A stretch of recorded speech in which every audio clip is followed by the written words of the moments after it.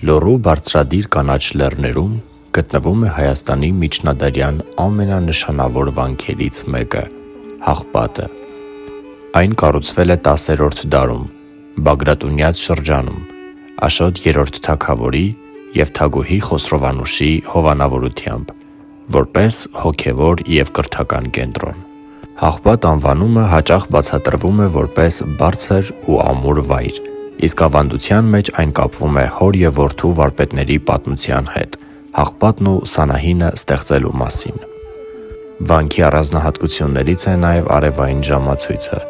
որով վանականները հետևում էին արևի շարժմանը և կարգավորում օրվա աղոթքի ժամերը։ Դարեր շարունակ այն եղել է գիտության, ձեռագրերի և հավատքի կենտրոն։ Այսօր Հաղպատը ՅՈՒՆԵՍԿՕ-ի համաշխարհային ժառանգություն է